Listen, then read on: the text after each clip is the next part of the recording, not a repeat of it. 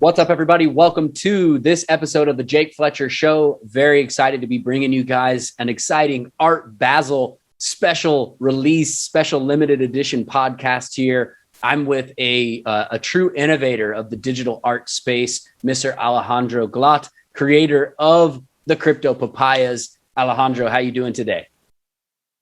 Hello, Jake. Thank you so much for inviting me, for being part of this show. We met in NFT Thursday, last Thursday. I just came back to Miami after long travels around the world. Really happy to be back and really happy to be featuring in your amazing project. So thank you for having me. Yeah, absolutely. My pleasure. I'm excited that you wanted to come on. This is our first episode featuring a creator of an NFT. And I want to start gearing my channel a little bit more towards crypto stuff, as we were talking about the other day. I feel like there's a lot of information out there. Some of it's not the best information. So I'd like to start bringing people the real raw data, the real information. Been in the space for a while. So let's start off with some basics. What exactly is a crypto papaya? Okay, that's a great question and something that a lot of people don't understand. So Crypto Papayas is a unique collection of PFP. PFP is when you launch a whole collection of stuff, and there are 6,969 unique NFTs, everything made with generative art. What does it mean? That I'm taking the Crypto Papaya as a base and with different adaptations, with different ways of changing the same shape, we have this old edition. So you can get a yellow one, a green one with glasses, with a hat. And the whole concept is that it's a candy machine. What this means that when you buy one of our NFTs, you know what you're gonna get until you purchase it and you get the outcome. So it's kind of like a kids machine, candy machine, where you just get something that you don't know what you're gonna get, but now instead of candies, it's with papayas. Nice, very cool. So no two papayas are alike then. Exactly. Very exactly. Cool. And there's 69,000. 69. It's 69,669 or 69,000? 69. 6,969 unique editions. Okay. Awesome. So why papayas? Why not, I don't know, crypto cucumbers or something else? Actually, funny that you say cucumbers, because they've been asking me what's next, and I say the crypto pepinos. But the crypto papayas, papaya is my spirit fruit. I've been working with fruit for the last 5 or 6 years of my life. I'm a coach and I guide experiences to connect our senses with fruit. So my journey started really exploring, doing these fruit ceremonies, and then I stepped into the art, making art with actual fruit. And right now, because of the momentum of the world, I stepped into doing NFTs as part of my artistic journey. So papaya is a fruit that really expresses so much. I'm Mexican, born and raised in Mexico, and it's one of our national fruits.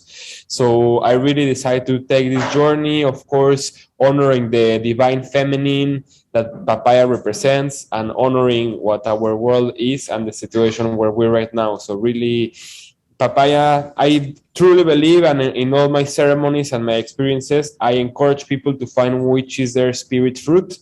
And my spirit fruit definitely is a papaya. So that's why we're all feeling the fruit with the papaya.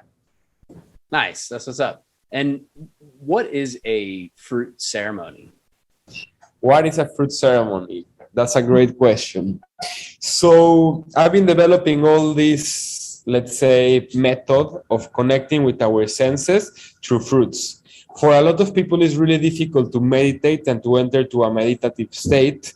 And by practicing a fruit ceremony is practicing awareness through fruits. So I invite people to really touch the fruit, smell the fruit, really have a deep interaction and connection with fruits, and use this as a method to connect with ourselves and with others. So if you come to any of my ceremonies, that I normally do them in beaches around the world, or in parks, or in retreats, or in nice hotels, you could see like a circle of people gathering around fruit and like really putting their hands and connect with the chi, with the energy and the prana of the fruit. So it's a practice that I've been developing, like mixing different techniques with such as the tantra, as the kundalini, as breath work, as meditation. And fruit ceremonies are changing the world. You will see. You will see. It's just the start. And I'm the creator of the fruit ceremonies. I actually had a trademark of fruit ceremony, and I'm the first one doing this in the globe. And a lot of people have been asking me, are interested, and I know it's the start of a big thing in humanity. That's awesome. I would definitely like to check one of those out sometime. That sounds very interesting. Thank you. So why Miami? What brought you to Miami, and what guided your path as an artist in doing what you're doing now? Well, I came to Miami with by coincidence. My friend Jeff Shu told me you should make a fruit ceremony in Miami. Come stay with me and do one ceremony. I was sure. Like, I don't know about a lot about Miami. I've been when I was a kid, but let's try it. I'm really open to different experimentation. So I came, and people love my project. Like, it was crazy how I came for a weekend and ended up staying 4 weeks because just got so many invitation. I got invited to feature in the Mushroom Fest as one of the headliners, and I got invited to do something in Ahana Yoga Center, and it's just like opportunities. As they say, opportunity meets preparation, and it's about timing. So I also came in a time summer when a lot of like the wellness leaders are not in town. So I think I really came in the right moment where I feel I got the right attention of the right people. And Miami is just becoming one of the top wellness spots in the world because there's so many activities happening right now, all these yoga centers, all these meditation places, as well art. So it's when the art meets the wellness and meets the consciousness and meets the NFTs. That's Miami, and that's my project about. I'm really eclectic. I'm really open to different experiences, but Miami right now is popping on all the pillars that my project have. So it's just the right place at the right moment for me to be in here and really getting ready for what's about to happen in all the Art Week in Art Basel. I have more than 15 different shows confirmed, and I'm gonna be basically in all the crypto events and in the art events and in the wellness event. This weekend coming up, it's the 26th to the 28th is this festival called Art With Me, and it's Tulum's. I'm from Tulum, Mexico, and it's Tulum's biggest art festival. And by coincidence, they're doing it for the first time in Miami. So just things are getting together in a really strange but magical way. And I'm just being present and riding the wave at the right place. That's awesome. That's cool that you're from Tulum. I was there in June of this year and had a blast. It's interesting what you say about this intersection between art and wellness, spirituality, and NFTs. Because for a long time, I would have agreed that, there's a very much a high degree of focus on wellness here in Miami. Especially when you go to places like Brickell or Miami Beach or something, if you're not like, if you don't have like a six pack, you go to those places and you'll be like, damn, I need to get to the gym. There's very much a culture of wellness and well-being, physical well-being here in Miami. I know there's also a high degree of the spiritual connectedness to mental well-being and spirituality here, especially in, like you mentioned, some of the yoga circles and stuff like that. I had never really made the connection before to NFTs. I find that really interesting because, we kind of have been squarely in the crosshairs of the tech movement east, everyone moving out of San Francisco and Silicon Valley. moving towards either Austin or Miami, pretty much. Those are the two cities.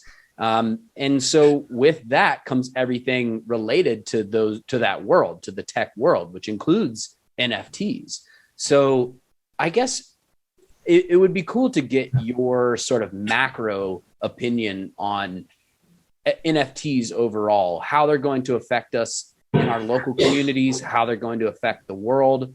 What's your vision of NFTs effect on the world overall?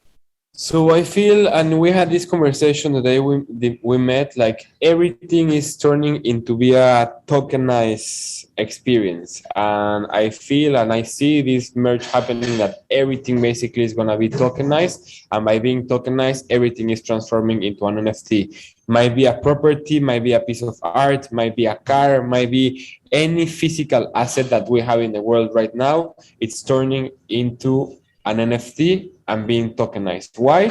Because we as humans have been for the last 300 years used to own stuff physically, but right now we're merging into own things digitally. So basically that's the biggest change in humanity for these years and for this century. I think the understanding that as humanity we're merging into owning assets digitally.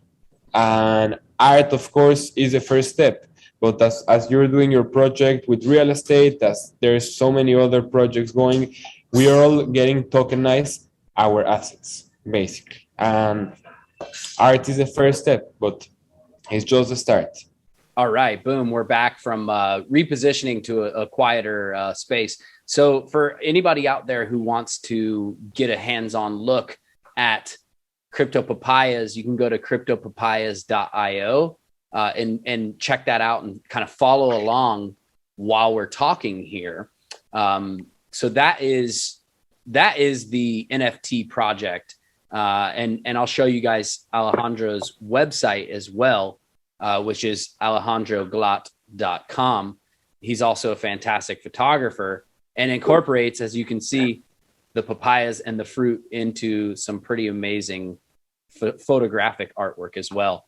So back onto, and I'll put the links down below for everybody as well in the description, back onto this concept of NFTs, everything being tokenized in the world, these NFTs sort of being our property within the metaverse, right? The metaverse is the space and time, right? The ability to transact with cryptocurrencies outside of central banks, outside of these centralized systems, is essentially a new formation of freedom, of liberty, of the right to exchange between people. And then NFTs are essentially like our property, right? And so we're talking about art as property, right?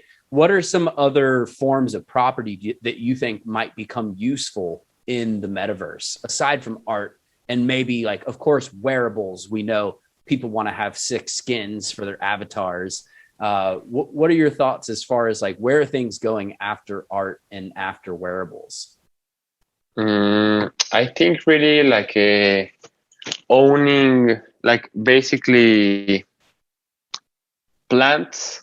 We can have trees. We will have land, of course. But I really believe that we will be able to make this like adopt a tree in the metaverse. So I feel like I read I reposted something on Instagram the other day saying that in the metaverse, let me find the correctly, because it was really interesting, this story that I reposted. It said that, wait me 1 second, super interesting. So what it was. We have a crypto papaya here going for 0.621 Solana. So yes, crypto papayas are on the Solana blockchain. Yeah. Here we go, 69.69 total supply. Only 588 minted, so y'all can still get in on the ground floor. There's still 6,181 remaining.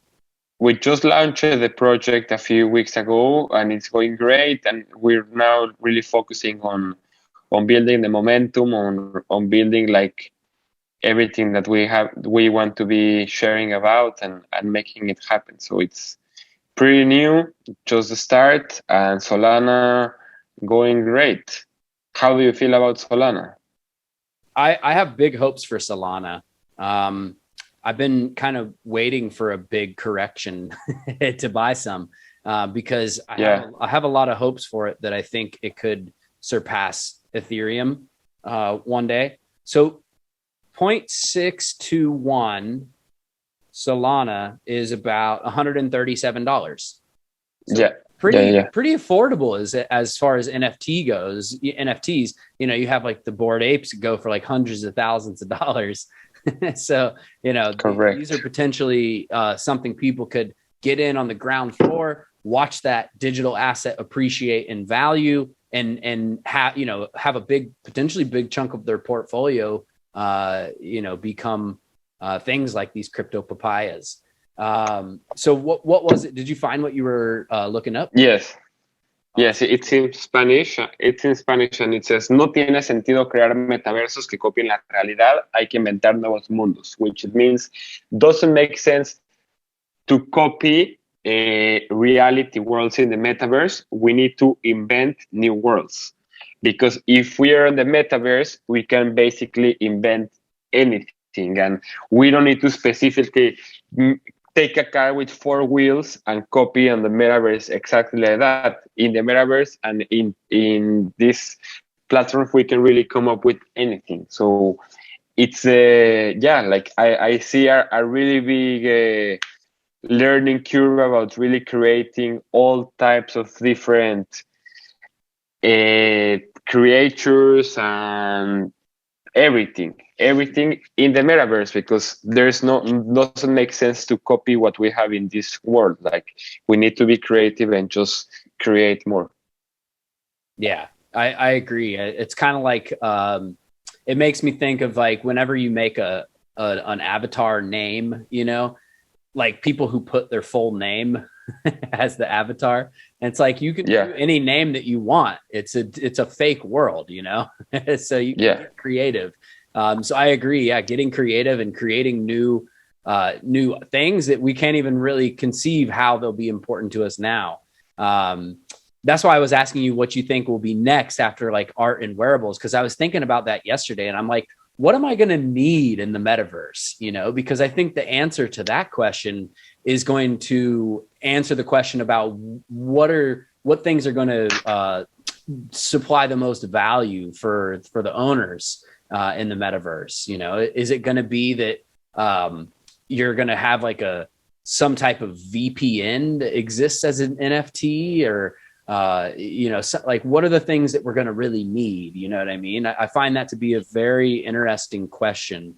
Of course, we need art and wearables to flex, but what are we going to do once we're in that metaverse, and how are those things going to assist us in being, of higher status, or being able to do certain activities or be a part of certain events that we otherwise would not have been able to be a part of. I'm also really curious about the intersection between the physical world and the digital world. And outside of like, I get the concept of not copying the physical world in the metaverse. There are some projects that are, for example, mapping entire cities. Like the guys I had on last couple weeks ago, they were mapping Miami and turning Miami into a metaverse. And what I think is interesting, and it doesn't have to be something that copies a city, but what I think is interesting is potentially having, like, let's say the other night at the NFT event, right? Thursday. Yeah. We met at on NF Thursdays in the crypto corridor.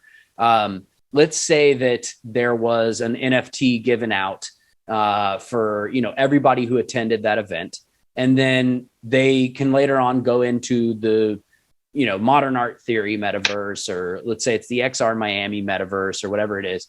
and they can redeem that NFT for, you know, certain prizes, or maybe they're able to access a recording of, you know, all of the speakers and different, you know, panels and stuff like that.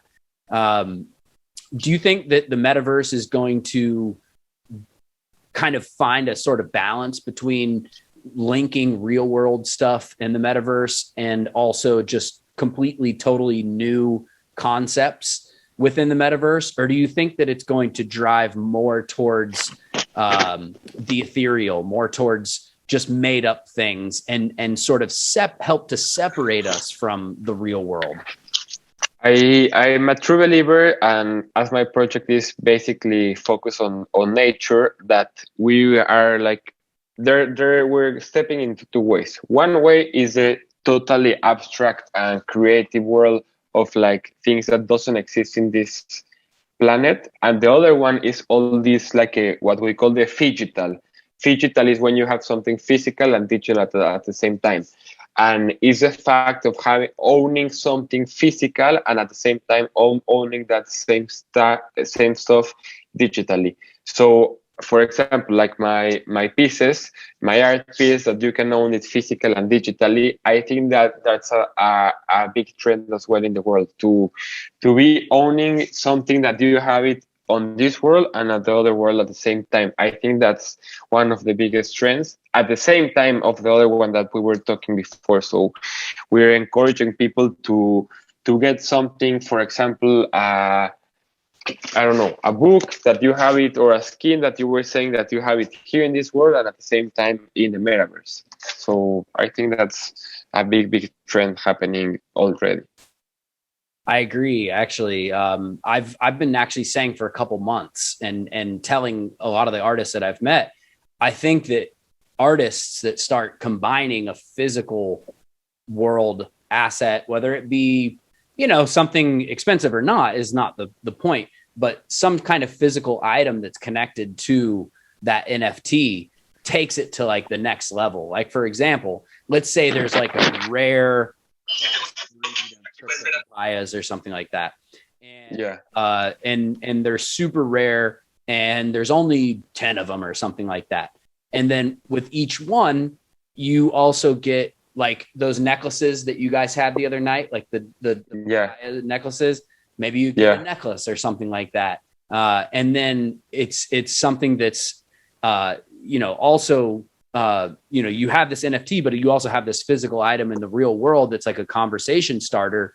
And, you know, it brings more attention to the project. It also validates the owner more. You know, it's like something that they can hold and that they feel that's real, and it almost makes that other digital asset have more perceived value, maybe for some people.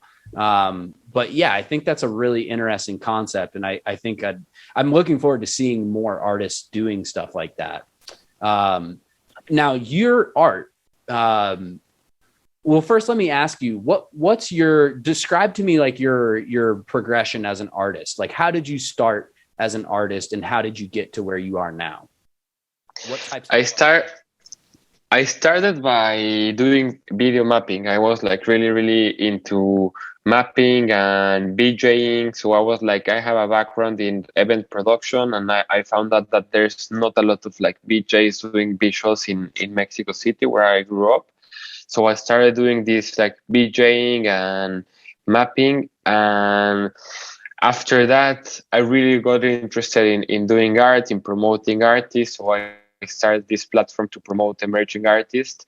And then I found out just fruit as a coincidence, as by playing, and I decided, like, since I was a kid, my dream has been always to be an artist and to really like make big change in the world and change world perspective through art. So it's been one of my goals since I was a young kid, and I feel like after learning how to promote other artists and after learning different mediums, like such as like all these digital platforms, and also the installation, and also have like a traveling a lot and have like a global vision of like what is art and what is like the world, I came up with this idea of like conscious practice of something such simple as fruit, and taking fruit that is part of nature to an artistic realm where I'm inviting people to not see fruit as something we just take and eat and not process it, but to really connect with our senses, and mixing art with it as well. So as I was explaining, it's like consciousness, art, and technology, the pillars of my whole movement. The movement is called Feel the Fruit. And in Feel the Fruit are just like coming so many different opportunities and different like mediums. And as I was saying, I know it's just the start of a lot of things that will be happening. This is my first time in Art Basel, actually. It's my first time presenting for like in shape. And I know it's going to be big, this project. It's blowing up and just getting people's attention and attracting so many different collectors and investors and people who want to be part of the movement, because everyone wants to feel the fruit, really. Like everyone loves fruit. Exactly. Exactly. Yeah. So, I know you have limited time, and I wanted to make sure that we talked about kind of the business side of this, because this podcast is, centers around entrepreneurialism, of course, also, real estate, self-development, and tech. But, that entrepreneurialism is a big aspect of the NFT space. There's a lot of people, yourself included, creating NFT projects, and, a lot of them are becoming wildly successful. I'm sure for every successful one, there's, non-successful ones as well. But it seems like you guys are starting to see some good success and things are picking up. Let me start with this. Is this an art project or is this a business? I studied entrepreneurship as my degree, and I've been always artistic, but with a entrepreneurial vision of my projects. Because at the end of the day, you can just be making art, but being an artist is much more than just making art. Like, it's about having a vision, about having a business model, about having the right ways, the revenue streams, and really understand the business model. Because I consider myself an entrepreneur and an artist, because if you only make art, I feel it's really difficult. It's a matter of understanding your niche, your market, and always think about 10x and about expansion and about how to make a big impact in the world. Yeah, I agree with that. And I feel it's unfortunately very rare that artists also have that business sense, which it seems like you do. And the reason I asked that question, like I did, it's almost obvious that the answer is it's a little bit of both. It's a little bit of business, a little bit of art. It's a mixture of the two. But it's interesting to see how artists respond and react to that question of, is it a business? Because I find that some people, it's almost like an insult that, like, oh, my art is art. It's nothing other than art. And, I know so many artists that they're not, doing as well as they could be because they don't implement those theories of business and, solid business practices and treating it like a job. And I know you're on this whole NFT tour. I mean, like you said, you have 50 events scheduled for Art Basel. I mean, you're hitting it hard. So in terms of, like the financial structure, like how does, if I buy that crypto papaya for 0.6 Solana, which we said was like about 130, 140 bucks, what percentage of that goes back to you as the creator, and what percentage goes elsewhere? Describe the breakdown for me. Yeah, so I have we're three parties in this project. I have a 35% of the project as the artist. Initially, I had a 50%, but like situations led me to reduce my amount. And we're working together. It's my first time working with these guys, which we have, we have been having like a bright moments, dark moments, and as every entrepreneurial project, you're aiming the best and your expectations are high, and then you come with surprises. So it's been a lot of learning for the three parties in this. Like, I'm based in Tulum, Chris is based in Charlotte, and the developer Sars and Peter based in Texas. So like, we're really like different parts of the world working together, and we're like working with the whole marketing team, and definitely a lot of learnings for myself for other projects that I know it's not my first PFE NFT collection. A lot of learnings and a lot of like learning by experience of what to do and what not to do for next partnerships and for next projects. Because normally, as the artist, when you partner with someone, who is really going to take over all the marketing and someone who is going to take over all the development. So for next projects, I know I need to have a more clear vision of what am I going to do, when, and how. Because as we've just been speaking, I have so many projects going on at the same time, and I want to be able to partner with someone who's like a 100% committed and doing what they're supposed to do. But like, no bad thoughts, no bad feelings. It's just learning and just like experiencing for next projects and for next ventures that are happening already. Yeah, all very important stuff. And for all the people out there listening that might be potentially considering designing their own NFT, what words of advice do you have for those people? And I guess give us a little bit of background on how do you create an NFT, and from the point of creating it to making it live on some exchange.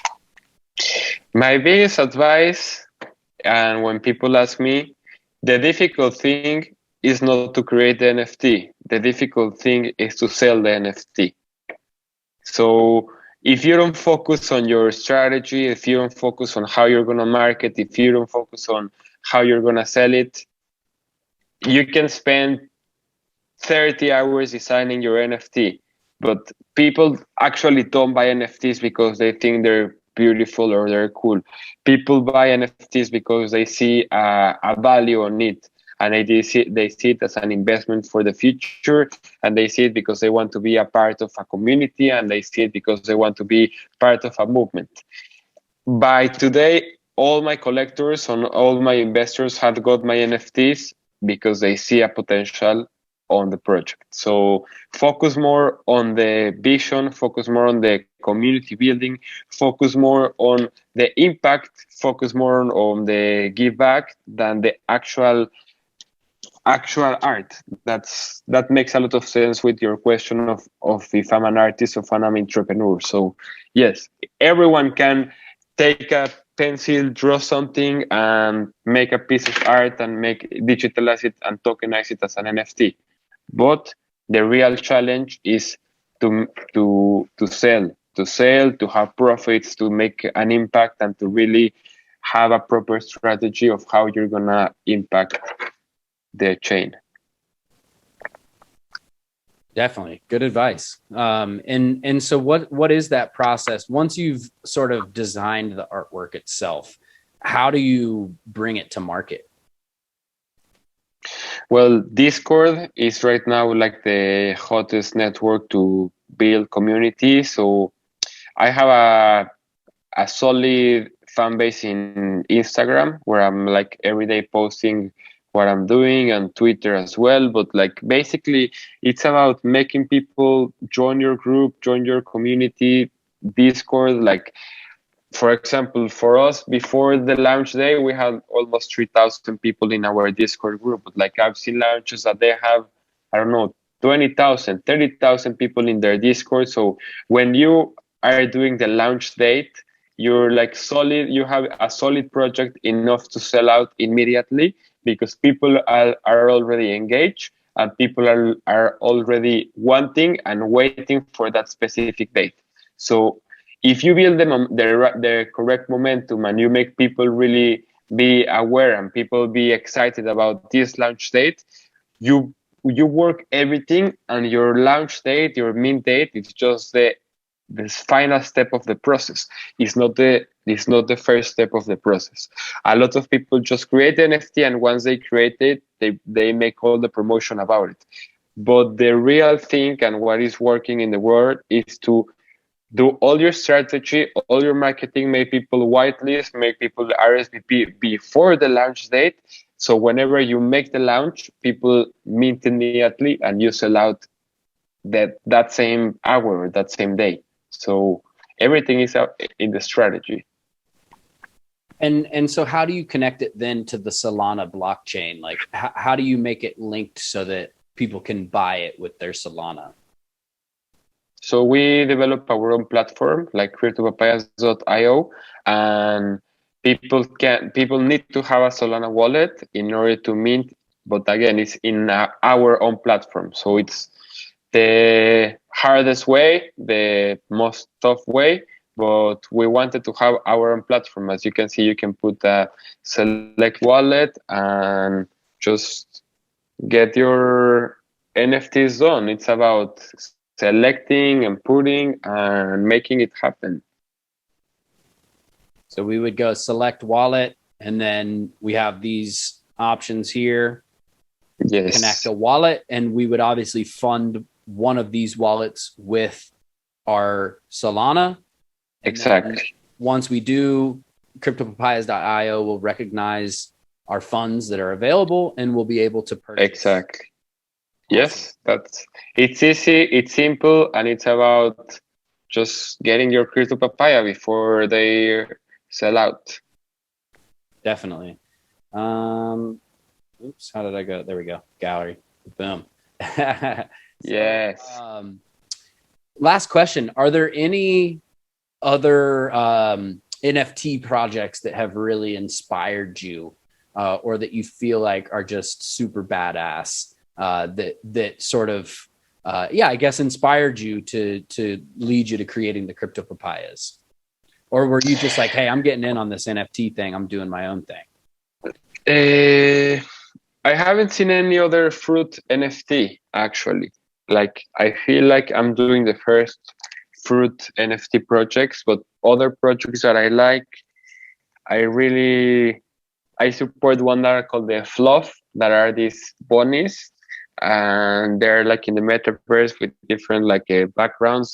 They sold out, and they're doing this Art Basel event on December 4th in the Broken Shaker, Miami Beach, and they invite me. I'm gonna be the main artist presenting. So they basically I'm cutting a piece like the background of the bunny, and I'm putting like an intervention with fruits on it. So I love that projects like Fluff World are open to other artists, even if they're not part of their collections, but they want to have these like other artists collaborating. So I'm happy to be joining forces with them and to be one of their artists in their physical events. So it's gonna be December 4th on the Broken Shaker South Beach. If you want to come, you need to own a Fluff. So you should join us. And also we're doing a Crypto Papaya Fest on December 4th, and it's only access only for Crypto Papaya holders, which it means that you need to be part of the community, and it's going to be our first physical event where holders can connect with other holders. Okay. Wow. So I need to buy a Crypto Papaya before then so I can come check it out. Please. December 4th. Exactly. And where is that? No, it's December 6th. December 6th in Miami Beach as well. Okay. We're getting everything ready. Exactly. We're solving all the last steps. We cannot reveal our venue because it's gonna be on a house, so it's a private house and next to the ocean. Private so event. Yes. Okay. Exactly. Okay. All right. I'm gonna make sure to have my Crypto Papaya by then. Exactly. So Exactly. awesome. Well, Alejandro, it was great speaking with you. For everybody out there, before you go, just so you guys can get one last little look here. Full screen. I messed up. And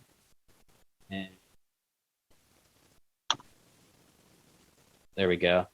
Okay, so you've got cryptopapayas.io. You've also got Alejandro's photography and other work at alejandroglatt.com. That's for the people listening, ALEJANDROGLATT.com. You can follow the Crypto Papayas on Instagram at Crypto Papayas, none other than, and on Twitter at also at Crypto Papayas. So those are the places to follow them, check them out, see what they're doing, what they're up to, and follow the journey. I know I will definitely be following the journey. I'll be definitely coming out to some Art Basel events and wish you all the success with the project. And thanks so much for coming on the show. It was a pleasure talking to you. Thank you, Jake, and it's a pleasure. And keep doing what you're doing. It's a great project. Thank you so much. And for everybody out there, you have been listening to the Jake Fletcher Show. Make sure to go grab your Crypto Papayas right now before they sell out. And we'll catch you guys on the next one. Until then, sell smart, buy bold. Peace.